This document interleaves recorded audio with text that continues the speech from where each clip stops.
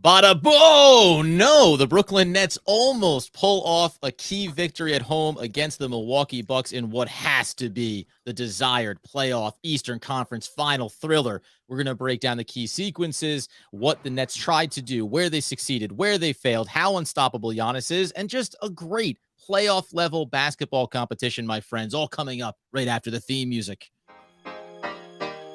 You are Locked On Nets, your daily Brooklyn Nets podcast. Part of the Locked On Podcast Network, your team every day.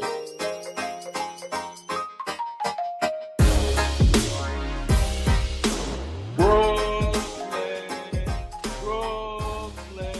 yo. That's right. It's the Locked On Nets podcast right here on the Locked On Podcast Network. It's your team, the Brooklyn Nets, every single day. Over there, Doug Norrie, owner-operator, DFSR, for all your daily fantasy sports rankings. DraftKings, FanDuel, he's got you covered. I'm Adam Arbett, breaking down the New York Football Giants on the One Giant podcast with my boy, Andy Mack. Thank you for making us your first listen today. Free on all those great platforms. Doug, man, was that everything you wanted except for the win? But that was just basketball at its best to me. I'm still just picturing in my mind that last KD shot going down. I like in my mind, I'm standing there. I'm sitting like 2 inches from the screen because I'm just freaking out a little bit, and the ball goes down and they win. And that's in my mind. That's how it played out. But this one, it's funny because you and I talked a little bit, and I think well, actually, it'd be interesting to see where Nets fans land on this one. I think you and I probably land on. Strictly from a basketball perspective, that game is like everything you want and more. Like you cannot ask anything more from a basketball game. National TV, light night on the schedule, kind of a not total must win for the Nets, but pretty darn close. Possible playoff preview. Yeah, there is something on the line for both teams in terms of seeding. Two of the best players in the game, and Giannis and KD. Like it checks almost every box. Super physical. Like overtime, like the list goes on. Like from a what you want to just see in a neutral basketball game, this really was basically everything. And then it's just when you step into the Nets shoes part of it that you start to feel that little or maybe a lot piece of disappointment around maybe what could have been. But trying to hold the part. You want the superstar basketball, right? I mean, like, this is what you want. Yeah. You want Giannis and you want KD. You want Kyrie. I mean, Middleton, Holiday, right? I mean, we're going to get into some of the big performances on both sides of it. And like we say, the key sequences, some of the key stats that mattered in this one. But we've been talking so much about, especially in what feel like letdown games, even when they win, like against Detroit, where you go, come on, these should be a sleepwalking scenario. But every game, and I feel like we keep checking this box now as we move down the calendar here, feels like a playoff intensity matchup for Brooklyn. Oh, yeah. And this one to me on all different levels, but just like the Saturday night victory against the Miami Heat, this falls into the category of that's everything you want to see from Brooklyn, the ability to go toe-to-toe with one of these teams, a team that's going to be there in the playoffs. And if you told me you're going to get 7-game series just like this, I'll take my chances every single night if I get these kind of performances. Oh, yeah, dude, this was a full-blown playoff game. There was just no doubt about it. This was big minutes from the superstars, definite adjustments by both teams. The Bucks definitely made some adjustments after looking a little shaky near the beginning of this one. And then they're just an excellent team. The Bucks are 48-28. They're a championship contender right now. Them and the Nets are basically tied in the Eastern Conference in terms of playoff or in terms of odds for the championship and the finals behind the Suns. Right. So this is it's not like you just lost to some podunk team here. This is a championship contender that you played toe to toe. I get that. I get the part where it's, again, we all would vote for Kevin Durant's last shot to go down. Maybe we tick off 10 things that could have gone differently in the game that would have given the Nets the win. I'm here for all that stuff. I guess just from an intensity piece and from trying to hold on from being too disappointed. That's what maybe I'm just talking myself into it too, because like I am feeling very bummed that they lost this one. But it's hard to. It's just outside of, like I said, outside of the Nets fandom piece or covering the Nets piece, it's hard to dig the game all that much in terms of like anything else except the two very, very equally matched teams played as equally matched a game as you can get in the NBA, basically. And there's no ties in basketball, right? Like one team has to win by a point. So that's just how it works. Would have taken it end of the fourth quarter. They said, listen, great job, guys. We all gave our max there. Let's walk away. Half point for each one of us. But also coming off of, I think, again, this is maybe it is talking yourself off the disappointment a little bit, because we spent plenty of time in games that by a lot of Nets fans barometers aren't as meaningful as this one is, and we get just as irritated by them. But we just had the conversation about Ben Simmons and where he's going to be from an availability standpoint. So again, this game, the game against Miami, like these games matter in the sense of, well, this could be all you have, right? This could be the roster that you go into the playoffs with. Are you capable of going up against these kind of matchups? And they keep proving that they can. The lulls in between are something unto themselves, but as long as they keep rising up to these occasions, then it's totally worth it. The question mark is now, was this game indicative of problems they're going to run into with consistency? Are they going to be able to make adjustments? You said the Bucks made a lot of adjustments. I think sometimes we still look at Steve Nash and the Nets and say, when will you make the adjustments here? And there have been comments specifically around the defensive piece of things that Nash has made coming into this one, adjustments that he thinks only the players can truly make. And that's maybe the last piece that we're talking about down the stretch here. Also a nice deflection, if you want to say, where's the answer lie? Well, it's got to be somewhere else, obviously not on the bench. Well, I think what you can definitely hold, even outside of the adjustments, what you can definitely hold on to for this Nets team is that there's no doubt, and maybe this is like a good thing and a problem, right? The good thing is that they seem to have no problem dialing it all the way up to the hilt in these games that everyone agree are like the playoff kind of games. Because if you look back on their schedule over the last little bit here, against the other sort of like contender teams, they played kind of great, right? Like that. I'll say they played very well in this game. I know it was a loss. You go back to Miami, they crushed Miami in Miami. That's another team. Like, I'm skipping, by the way, I'm going to skip some of these games like the Charlottes and Detroits because I'm not going to put those teams in this category. They get Utah, they beat Utah, right? Like they get Dallas, they lose by Dallas by 2. They get Philly, they crush Philly in that game, right? Those are the close game. And then they get Boston back on March 6th, and they lose by 6, and that one was a close one. And I think the intensity was mostly there. It's like the Nets don't seem to have any problems getting all the way up for these particular kinds of games. So that's the good thing, because you're like, okay, so once we get playoff intensity, the Nets clearly have they have a dial that they can turn up to 10. The problem, and the reason they're in the place that they are to some degree now, is that dial does not get turned up to 10 in every single matchup, and they have a couple L's on the ledger that leave them in a somewhat precarious position. But I think what you take from this game is, do they have another gear? I mean, obviously, like they have this gear, they have these guys that can dial it up, and then everyone can kind of feed off them. You do wish it was just kind of there a little bit more, but if they're going to be in the playoffs and this is what they're going to have, then you still feel kind of good about their playoff chances. And we're going to go into it in more detail a little bit later on, but just from the intensity level, it's also something that's happening collectively from the entire team. And I think that that's been probably the biggest question mark we think about. It's yes, especially post trade, right? Well, you have Kevin Durant, you have Kyrie Irving, but we don't know if everyone is going to be capable of elevating their game. That's the other thing that we've seen in a lot of these big matchups against the better teams in the East. Everybody has come right along with Kevin Durant and Kyrie Irving and managed to elevate their play. So that's another huge positive. Again, if we're talking silver linings out of this game, everybody for the most part was checking their boxes, right? And that's something that a year ago, going into the playoffs, you would not have felt the same way about it. There's a couple of new cast members in the rotation behind the superstars, but even familiar faces are playing a lot differently and a lot higher level that make it possible to think you can do this with consistency against these teams.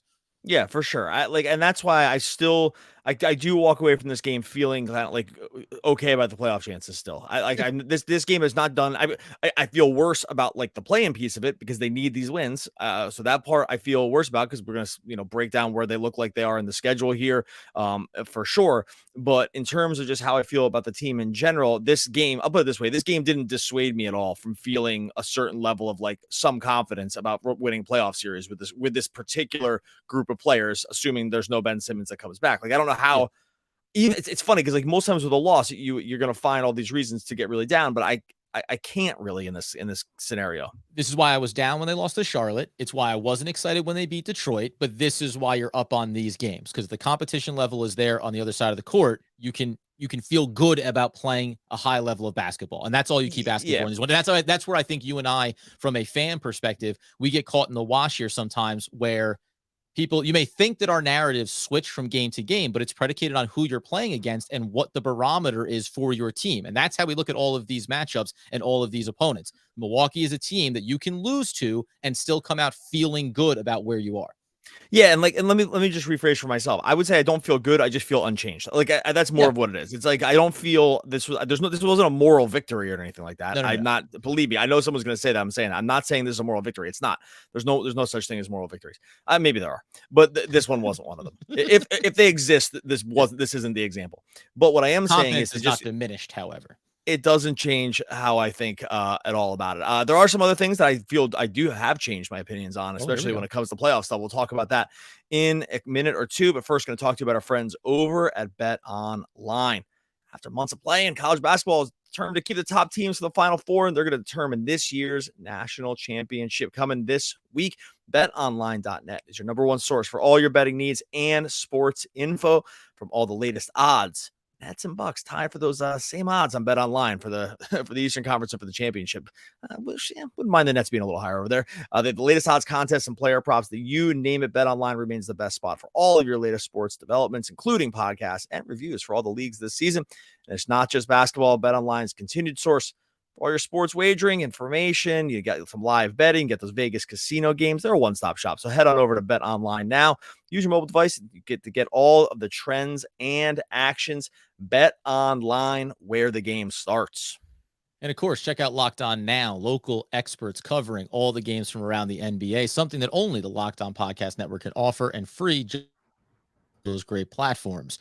This was, of course, a physical game, playoff kind of mentality. This one did get a little bit chippy. And inside of that, something that's become a bit of a familiar theme over these last handful of games is where everyone almost thinks about throwing themselves off a cliff, as late in this one, 3 foul shots for Kevin Durant coming off of Wesley Matthews foul in the corner, where Kevin Durant goes down, grabs for his ankle again, and we think, yeah, that would be about on par if all of a sudden something went completely off the rails with 6 games to go in the season. It is funny about how you view the NBA season and how seasons can kind of hang by the thread of your superstar, right? Like it's just that sometimes it's this close to feeling like the season has a chance to win the championship or it's over, right? And there's not that many players in the league that you feel that way about when it comes to like just would swing your title odds with one injury. Kevin Durant clearly is one of them. And when he goes down in the corner and lays there with his ankle, because it was really funny. I was watching and then I saw him get fouled and I was like, yes, like I cheered because I was like, oh, he's going to shoot 3. This is amazing. And then instantly that changed to just being like wanting to just pass out because as he grips the ankle and everyone just, everyone's probably collective. Like you said, the heart skips a beat or the breath just stops moving altogether. Can you faint from joy and from sadness or from terror all in the same moment? Can you come out of a blackout going, I don't know which it was, but I went down? Yeah, 100%. And honestly, too, and which speaks to sort of how the net season has gone in terms of who they really need at this point. When Bruce Brown goes down and on the hard foul from Middleton and he grabs his wrist and I'm like, oh no, because I don't feel the exact same way, but I feel some of the same way about Bruce Brown at this point in terms of how he's playing and how crucial and critical it is that he like just be on the court for them for long stretches. And when he gets fouled by Middleton, and again, it's like one of these games, like this is just kind of that super physical nature. Like this is just going to happen. The Middleton foul, he gets ejected for it. I think that was probably close. I can see both. I can see both sides of that one. It's like the effect of it looked bad. The intention didn't look that bad, but whatever. He gets bounced. But that's why it has like all this feels of a playoff game. Oh, of course. I mean, that's you say like, Bruce Brown gets up shaking his wrist, but lands on his shoulder, elbow, wrist, arm, like the entire thing, probably like, the pins and needles running through it. And Bruce Brown has seemed like a guy who, to your point, just when guys go down, he seems like the guy that always gets back up. He always to get up and does some type of shake it off thing and gets to the line there. And you need him more and more as the season has gone on. But as far as the foul on Middleton goes, because I know that's what's going to trigger Nets fans, and especially in a game where the disparity between the free throws is so high. But I always try to look at it through reverse it. Tell me that it's Kevin Durant chasing down somebody for the Milwaukee Bucks, and he grabs him by the arm and he goes down hard. You're going to sit there and say, it's a hard foul, but no intent there. He doesn't deserve to get kicked out of this game, whatever. And that's how I apply it to Middleton. And you also apply it to the player. It's not like Middleton has a reputation. He's not known as a, PJ Tucker irritant in big games or whatever. So that I'm not going to say it's unfortunate. Obviously, ultimately the Bucks won, but in a game like this, when everyone's available, this is toe to toe, 100% to 100%. You don't want to see him get kicked out at that point because it could have watered down this back and forth battle. Ultimately, Milwaukee comes out on top in an overtime, but that was, tricky play, but I'll take it. And it really was just indicative of the physicality that I think was ramping up every single quarter along the way. Yeah, because in these games, you want to see each team throw out their best, and because and I think we got it too. Like we got an amazing game from Giannis here. He drops 44 points and 14 rebounds. And it's funny about this. He had 44 and 14, and I still thought the Nets did a kind of an okay job on him. Like at times, like I didn't mind sort of the plan that they had with him, and we know what we got from Durant. And you want to see in these games that you're going to get the best from every superstar. You're going to trade blows, and that's really all you can ask for. And so in terms of like the physicality piece and players almost look, because by the way, you can go the other way with this. Giannis grabbed his back after one of those shoves and was kind of holding his back after the dunk. Yep. And you're thinking like that. So I guess my point is like our theme here is that this goes both ways, right? Like I know that like sometimes you can get myopically focused on your team and what happened to your team. Like your team did something that the ball didn't go down. Your team got fouled. Like, this that happened. But it doesn't take much to look at this game and see that it kind of goes both ways for both squads, like almost injuries, couple close fouls, a couple close 50-50 balls that just, actually Nets won some 50-50 balls in this game that they don't usually do. But, and that's just where this game, there's kind of the theme of this whole game is like, everything is sort of happening for both teams equally, and that's why the score ends up being so close. And just to the physicality and to obviously at one point I looked at it as 24-7 and free throw attempts. Yes, it heavily favored Milwaukee, but again, it's not to, I don't need to make an excuse for refs, but we tend to steer clear of the idea of, and because of something unrelated to the teams on the court, that's why the Nets maybe lost the game. Remember though, Giannis is a guy that plays a physical style of basketball. He's going to go downhill. He's going to attack at the basket. He's looking to get contact and draw fouls. We've talked about it so much throughout the season. Kyrie Irving is a guy that through his own athletic brilliance, avoids contact when trying to get to the basket. And both he and Kevin Durant are players that can get to their spots on the floor, rise up above the defender, and get their looks off. So I think that, the contrast in the style of the superstars in this game also feeds into it. Now, does it mean that it should be as wide a margin as it turned out to be? No.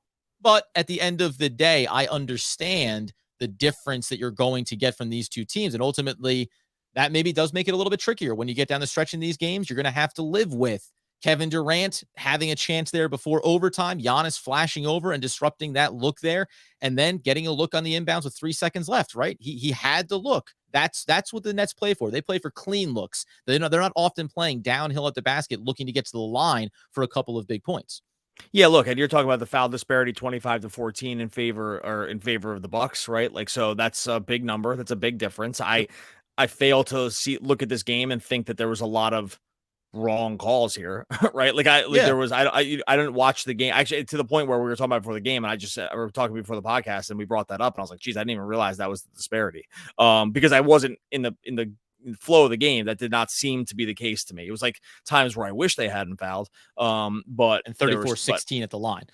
Yeah, like it just didn't feel like that. And so there's something to be said for like looking at a basketball game and sort of looking at it in the vacuum of a fan sometimes. And I know we've kind of beat this drum a few times here, but looking at this situation and saying, yeah, look, there's all these little things that could have gone one way. There's like, they could have called 4 less fouls. Andre Drummond, these guys could have hit their free throws, right? Like at the end, the little tip backs could have gone the way you didn't want to. But in the end, that's just not, that can't be the takeaway from every single game, right? Like you can't look at every loss as a Nets fan and say all the things that should have been. I think there's plenty of times we could have done that this whole season, and this just isn't one of them.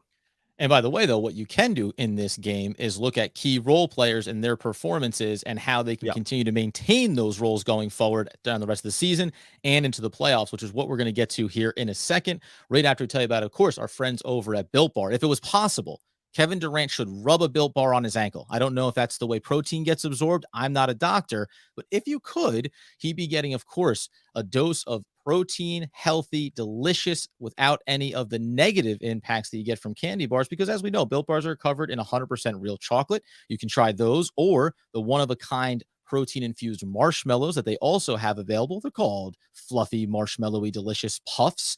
And inside of those stat lines, we're talking about just 130 calories, only 4 grams of sugar, only 4 grams of net carbs, and 17 grams of protein. Candy bars, 30 grams of sugar, no thank you. 240 calories, no thank you. With delicious flavors like mint brownie, coconut, and coconut almond. If you can think of a flavor that would be delicious, guarantee they're making it over on built.com. And when you head over there, you can use promo code LOCKED15 and get 15% off your order when you use promo code LOCKED15 for 15% off on built.com. So, as we say, you take away the positives that you think you can carry forward here. And I mentioned it before. There are players from last year that we were excited to see how they developed, or a guy like, well, specifically Nicholas Claxton, right? Developing last year, even the beginning of this year, not sure what was going to happen with him. Bruce Brown playing a very different role last year, liked it, didn't know if it was going to be able to be sustainable in the playoffs. Those two players first, before we get into new additions in Drummond and Seth Curry, I've shown you in recent games and now in the biggest matchups against playoff teams in the Eastern Conference that they can keep doing this. Nicholas Claxton is proving that he can play physical, that he can be a difficult matchup when they get out in transition offensively. And Bruce Brown, leading into a more guard-based role now, combined with his perimeter shooting, is showing that he's a chameleon. He can turn and pivot and arguably put himself in a better role for what the Nets are going to need come playoff time. Yeah, look, I mean, in terms of whether or not these guys can play like hardcore playoff minutes, I think we pretty much have the answer. I think we've mostly known that, and then these games really helped to solidify it. I thought both of them were excellent. Brown, the defensive intensity. I mean, the multiple blocks on Middleton from like beyond the arc, that's for a guy that's bigger than him. That's impossible. To do it multiple times feels like sort of a glitch in the game, but but he just ends up doing it. I mean, forcing so much turmoil for them, like on and off the ball. He was awesome, and the fact that they actually have to guard him now on offense. That part too. He took 17 shots in this game, and I think there would have been times in Bruce Brown's trajectory where 17 shots would have thought something went really wrong in the game, and now you're like, oh, you'll live with it, right? Like the floater still looks good. He's able to penetrate the defense. He still feels comfortable at least trying to finish over guys that are bigger than him. And as long as other teams believe that he's going to continue to do that, that is a problem, even kind of when they don't go in, right? Because it causes other problems for the teams, especially on the defensive glass. So in terms of Bruce Brown, I think it's just, and it's so funny too, because they mentioned this pregame, but he was very aware that he was sort of played out of the series last year against the Bucks for reasons like he just couldn't stay on the court because he didn't do enough on offense and he was like a little too small on defense. Like that was like kind of the main issues about why he couldn't stay on. And he didn't grow, I'll tell you that. So like, but other things have happened for him. Like he's been able to shape other parts of his game that just make him more of a complete player that allow him to just stay on the court for longer. So I can't really rave enough about him. He was so good again. And then, I know you can bring up Claxton too. I have nothing but huge compliments for Claxton here as well. No, I mean, listen, in 24 minutes here, when he gives you the 11 points and the 8 rebounds, that in and of itself is enough. The impact that you like, and I'll just give a massive, because when he did a couple of spin moves and hit a turnaround baseline jumper, it was like, well, that's it. Like, stop the record. This kid just found out that if he can make a shot like that, even once every, 23 minutes on the court, that is the evolution of his game. Like, I think everything that Brooklyn Nets fans have been kind of waiting for and searching for the last couple of years with him, seemingly out of nowhere has come to fruition over a month of basketball. Like, that's the craziest part, is that even this season, it didn't look like he was going to be capable of it. He looks bigger. He looks stronger. He obviously is playing with more confidence. And I think the biggest part that I've been noticing with him, and we talked about LaMarcus Aldridge and what does it look like going forward. I tell you what, Kyrie Irving, who likes to play at pace, who wants to push tempo in transition. We went back pre-trade talking about the difference between Harden's willingness to push the tempo and Kyrie's desire to push the tempo. He wants to do that. And Claxton is athletic and fast and can get out and run. And you see how that creates an urgency and a balance to the offense. And not unlike Bruce Brown, both of these players have shown this season that they are capable of doing things on the offensive end they weren't a year ago. And that changes the way we've talked about whether or not you can afford to have them on the court in playoff basketball. Now you know you can. And now you know you can lean into it even in matchups like this. And these are big ones. We talk about Middleton, the length and size that Milwaukee can put out there. Claxton becomes an asset, especially if we can't anticipate Ben Simmons being available either. Yeah, he was awesome in this game. He was so good. He did everything you want on both ends of the court. He was disruptive on defense. He was able to hold up in the Giannis minutes when he was tasked with that. He's able to obviously still switch, although they didn't do it. It didn't seem like they did as much with that on the perimeter with him, but it was just okay. And then, like you said, the decision making and slash just the confidence on the offensive end to be able to try to finish in traffic, to make a few quicker reads when it comes to getting himself to the basket. Like we talked about his ability to like make quicker reads out of the short roll, but we're also seeing a maturation in his ability to have confidence about when it comes to just trying to finish quicker and with more like when he's trying to finish quicker with more confidence around the rim, like that is also a problem for opposing defenses too. He just hasn't really done it that much. I just don't think he could have played better. And it's kind of a shame in this one that the game feels like, and it really didn't, but it feels like it came down to he and Drummond missing free throws at the end of this game, like that could have, brought them back in it slash like kind of won the game for them. And it's a bummer that I think you could take the collective games that he and Drummond played in this game as it's just the two primary bigs. And if you distill it down and look at it as like, oh, they just went 1 for 6 from the free throw line and they lost, and that's the reason they lost. Like that really sucks because it really doesn't encompass just how I thought Drummond was awesome too. I'm not even like the biggest Drummond believer in matchups like this, but because I'm sometimes spend a little too much time waiting for him to do something that I don't like, and I know I kind of do that. And I thought like the collective game that those two guys played as bigs in a very, very, very challenging opposing big matchup, like basically as hard as it gets with Giannis. I thought they played like as collectively as good as you could possibly imagine. It just sucks that they missed the free throws. No, and listen, this is a game, 10 rebounds and just 4 points for Drummond. I think that this is it doesn't come close to telling the story. And that's when you and I always talk about, right, when he has 12 points and 17 rebounds. It's like the DeAndre Jordan days where you go, okay, I know the number looks shiny on paper, and it doesn't mean they didn't have a good game, but these look a little bit more inflated. When you look at his stat line in this one and you think, was he really doing enough? Yes, he was, because all you're asking him from this one is being physical, be somebody that puts a body on a guy and makes Milwaukee earn things, right? And let alone what he's capable of doing. Again, on this offensive theme, he had 4 assists in this game too. Like the ball movement has gotten better since that trade, along with Curry, where having a player like this that knows how to make the right basketball play matters on both ends of the floor. And sometimes this is the unheralded stat. This is the unheralded game for you, Drummond. All you can do is be physical, take the lumps, be on your flat back underneath the basket as Giannis is going to the line for the 20-something time, and take a long sigh and go, this is what I'm here to do. And I love that about him. And you're going to need that. He had so many plays that are not going to show up in the box score from a guy that's kind of box score hunted at times in his career, for sure. Like just like collecting rebounds that are kind of empty calorie rebounds and collecting points that are empty calories. Like he didn't do those things, like you said, in this game. And there were so many things that don't show up in the stat line that I thought were excellent. Multiple times where he was actually able to hold up on the perimeter on switches against smaller guards. One time was actually able to poke it away from Drew Holiday by using like super fast hands. He might have even done that twice. Where like he just wasn't getting absolutely cooked like he was against the Hornets. I know I kind of killed him in that matchup. He was able to just hold up better in this one. The guards are a little slower here, but I mean, they're super physical. And then there was multiple times too, where if you just go back and watch it, where he was able to close down Giannis penetrations, where like if Giannis can get his feet into the key, it's sometimes just kind of over because he can pivot once and dunk, right? Like this is what he just does. If he can get his body in and around the basket, anywhere close, with the first step, like he can just pivot in the second step and that's why he just kills everybody. And he usually gets fouled. And there was multiple times where Drummond just shut off that initial penetration. And that's just all you can hope for. And the final thing too, in that one of the final sequences, Drummond has got Giannis, and they're down 3, and Giannis hits the step back 3. Yeah. Like I know that Drummond's the defender there. It's going to be really hard for you as a defender to isolate in the moment that you don't want Giannis to take a 3 there, because your whole like being is about making sure he doesn't get into the lane, right? Like we saw Drummond take a charge on this, like he was able to anticipate Giannis's movement. Like that's super hard to do. And so, yeah, Giannis hits that step back three. You will take a Giannis step back three to tie the game like every time. The guy shoots 30% from three. I get he made it. There's nothing he did wrong. Like I think Drummond took the right tact, like overall, and it just kind of didn't work out.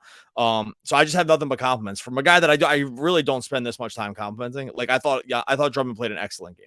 We'll get into Seth Curry. There were some things from this game. This will be one we probably touch back on as we build towards the playoffs. I thought that Kyrie Irving did some good things in transition defensively to try to disrupt the Milwaukee Bucks, something I'd like to see more of the guards do. So there's plenty to dissect from this one. But the last thing that we do need to touch on before we get out of here is in on a night where we say a lot of positives take away, difficult loss. You wanted to win it.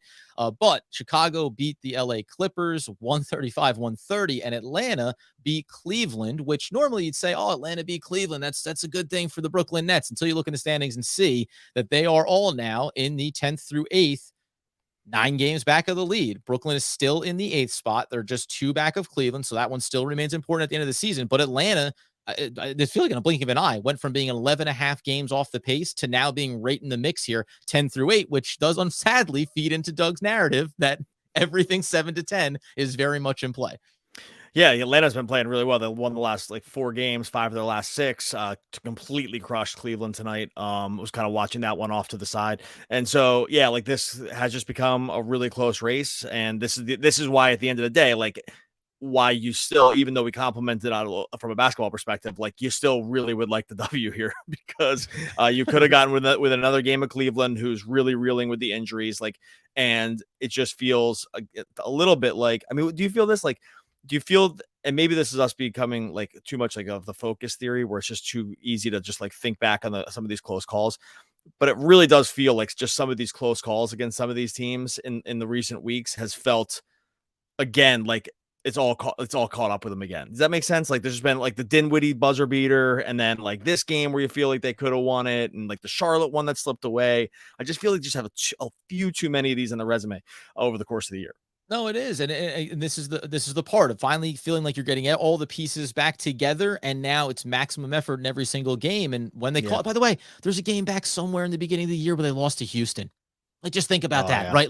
Ones like that are the things you look back on. And over 82 games. Well, I remember because I called it the worst loss of the year, and then a bunch of Houston people came at me to tell me how good they are, and then no one seems to be still coming at me because Houston blows. But Doug made a comment, and fans got on him about it. But yes, I think it's true. And again, over 82 games, I think things do drift into a bit of a blur, and it only matters about where you end up. But there's 5, 6, 7 games and you could say, hey man, give me 3 of those ones, and things look a lot different now for the Brooklyn Nets. You want to pick up a little bit of joy in your pocket, though. Detroit beat the 76ers. Yeah, that was the other one I was going to mention. Is that's a terrible loss for the Sixers. What an embarrassment! Yeah. And just this to get out, and this is the problem with the team. This is the problem with the Nets this season is they just didn't build themselves any breathing room. Yep. Right? You can have a season, you can have these games happen over the season. It's when you just lose, a jillion games straight in the middle of the season, which they already did for some things that were their fault and some things not. This is why there's no breathing room at the end. Anyway, James Harden, it's all his fault. Thanks a lot, dude. So we're gonna get out of here. Really good night of basketball, even though the result wasn't what we wanted. Go check out YouTube, where every episode and more is up over on YouTube. Leave a comment. I was in there hot and heavy with the comments today, so much appreciated everyone that got in there. Keep them firing. Keep those likes. Make sure you subscribe to the Locked On Nets YouTube channel. And of course, we said all the way from here until the playoffs, it's nothing but Brooklyn and New Jersey Nets. And that's why we say a game like tonight, those are the moments I grew up dreaming about when I was playing in my front yard. Joe ISO Johnson. Oh, one of the all-time great poets. We will be back again on Monday talking more Brooklyn Nets basketball.